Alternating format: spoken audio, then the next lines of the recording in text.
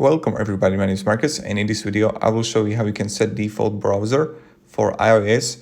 I just want to tell that many people are going to trying to get you to, you can change like that. You can change it.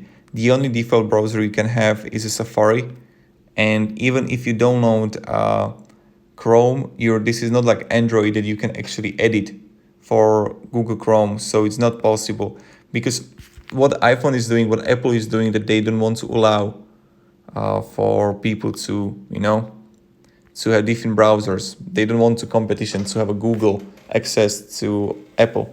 So that's pretty much it. And yeah, thank you very much. If you have any questions, ask me down below in the comments.